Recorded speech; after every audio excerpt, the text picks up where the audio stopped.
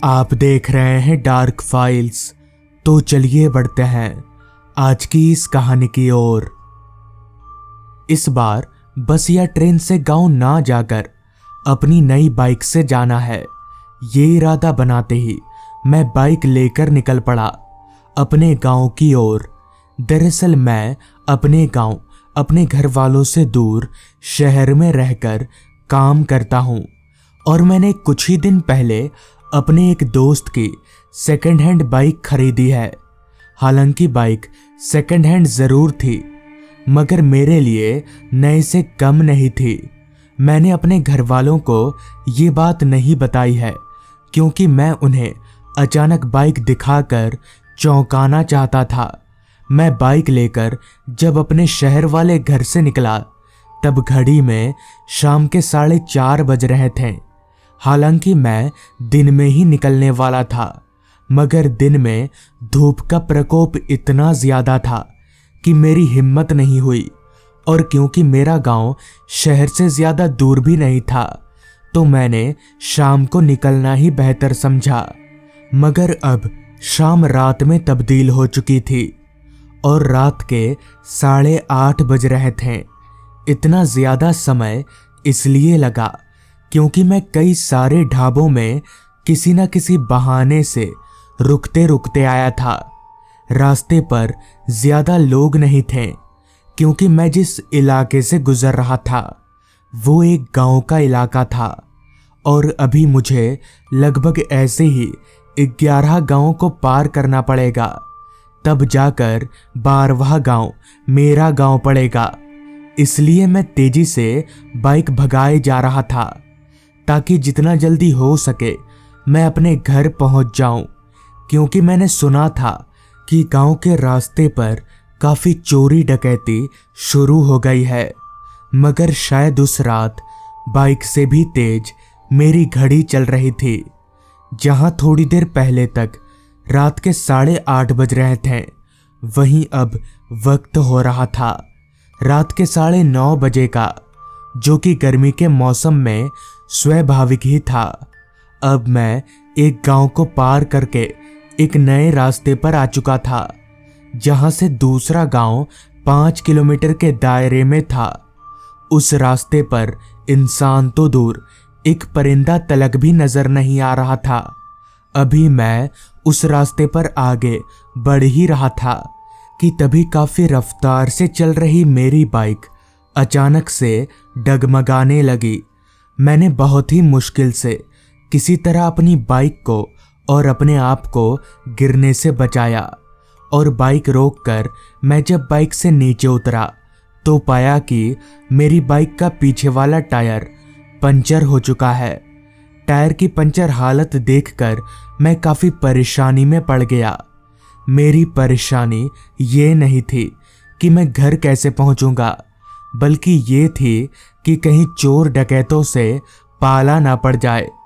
थोड़ी देर मैंने सोचा कि अब क्या करना चाहिए तो दिमाग में ख्याल आया क्यों ना पीछे वाले गांव की तरफ जाया जाए। उम्मीद है कि कोई मदद मिल सकती है। अभी मेरे दिमाग में ये ख्याल आया ही था कि तभी पीछे की तरफ से मुझे कुछ अजीब तरह की आवाजें आने लगी। आवाज सुनकर मैं पीछे पलटा तो पाया कि एक बड़ी सी बैलगाड़ी मेरी तरफ ही आ रही है। मुझे थोड़ी हैरानी हुई कि अभी भी गांव में बैलगाड़ियां चलती हैं। मैंने सोचा इस बैलगाड़ी वाले से ही पूछ लेता हूं यहाँ आसपास कोई पंचर वाला है या नहीं, क्योंकि इससे ज्यादा वो बैलगाड़ी वाला मेरी कोई मदद नहीं कर सकता था। तो जैसे ही वो बैलगाड़ी वाला मेरे पास आया मैंने उससे पूछा, भाई साहब मेरी बाइक पंचर हो गई है, यहाँ आसपास कोई पंचर वाला है क्या? इस पर बैलगाड़ी वाले ने एक नज़र मेरी बाइक को देखा और फिर कहा, नहीं, यहाँ कोई पंचर तो नहीं बनावत है। यहाँ से 5 किलोमीटर दूर जो गांव है ना, वहाँ बिरजू की दुकान है, वो बनावत है पंचर। मेरी परेशानी और भी ज्यादा बढ़ गई। अब मेरे पास बाइक को धक्का देकर आगे बढ़ने के अलावा दूसरा कोई चारा नहीं था। बेबस लाचार मैं बाइक को धक्का देते हुए आगे बढ़ने लगा। अभी मैं बाइक लेकर 2 कदम चला ही था कि तभी पीछे से बैलगाड़ी वाला फिर बोला, ओहो, पैदल चलकर जाइएगा? तब तो आपको बहुत समय लग जाएगा। एक काम करिए, हमारी बैलगाड़ी में आ जाइए। इस पर मैंने कहा, पर मेरी बाइक, उसका क्या होगा? पंचर तो बाइक हुई है ना। इस पर उस बैलगाड़ी वाले ने जो कहा वो काफी हैरान कर देने वाला भी था और हंसाने वाला भी। बाइक की ही तो बात कर रहे हैं हम। आप और आपकी बाइक आराम से हमारी बैलगाड़ी में आ जाइएगा। काफी बड़ी है हमारी बैलगाड़ी। मुझे बड़ा अजीब लगा कि कहीं ये आदमी पागल वागल तो नहीं है। आखिर कोई बाइक बैलगाड़ी के ऊपर कैसे आ सकती है? एक बार को तो मान भी लूं कि बैलगाड़ी बाइक का वजन संभाल लेगी, मगर इतने ऊंचे बैलगाड़ी में बाइक को चढ़ाएगा कौन?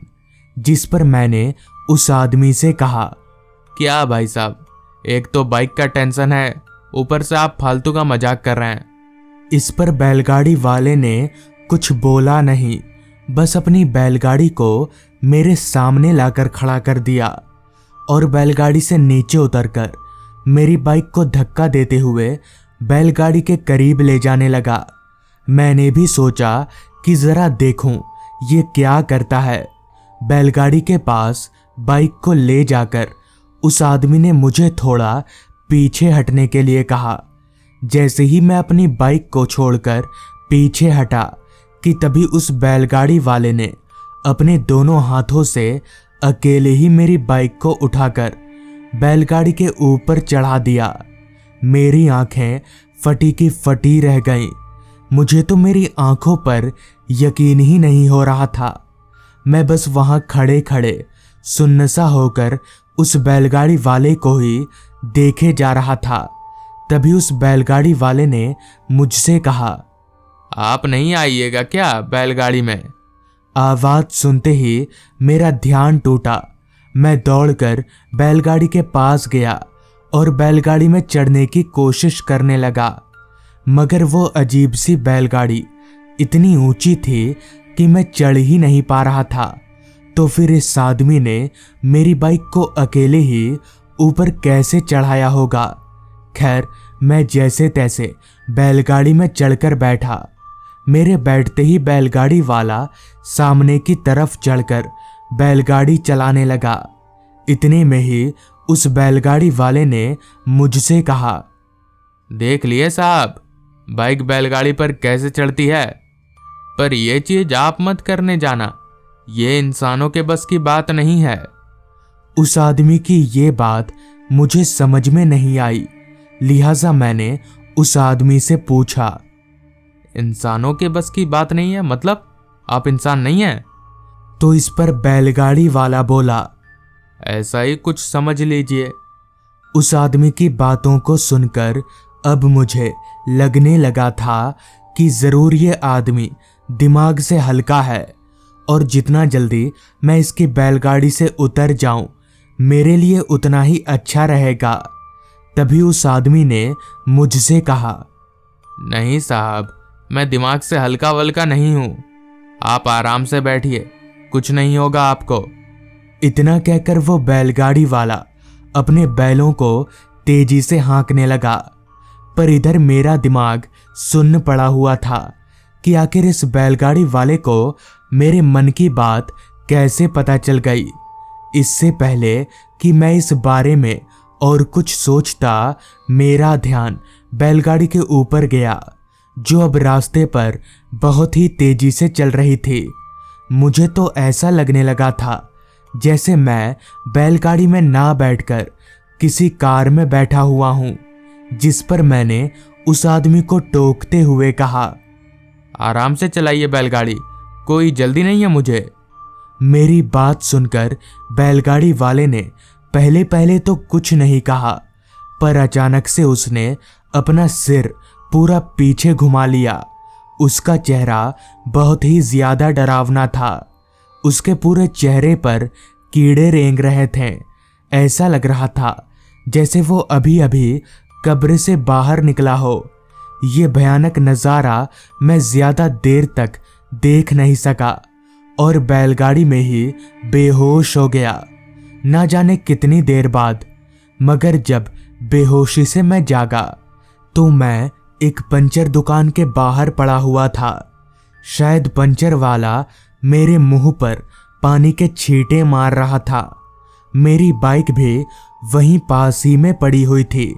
मैंने उस पंचर वाले को सारी बात बताई तो उसने कहा, मैं तो दुकान के अंदर सो रहा था, किसी चीज के गिरने की आवाज सुनी तो बाहर निकला, तो आप और आपकी बाइक यहाँ पड़ी हुई थी। आगे उस पंचर वाले ने बताया कि दरअसल उस रास्ते पर कुछ बदमाश लुटेरों ने उस बैलगाड़ी वाले को लूटकर जान से मार डाला था। कुछ दिनों के बाद उसकी आधी सड़ी हुई लाश जमीन के अंदर से बरामद हुई थी। उस पंचर वाले के मुंह से ये सब सुनकर मुझे पता चल गया कि आखिर उस बैलगाड़ी वाले के चेहरे पर कीड़े क्यों रेंग रहे थे और कैसे वो बैलगाड़ी वाला मेरे मन की बात जान ले रहा था, क्योंकि वो जिंदा नहीं था, वो सिर्फ उसकी आत्मा थी। तो दोस्तों, ये थी आज की कहानी। अगर आपको ये कहानी पसंद आई हो तो चैनल को ज़रूर सब्सक्राइब कर लें। तो मैं आपका दोस्त आर्यन जल्द ही मिलूंगा आपसे ऐसी ही एक कहानी के साथ।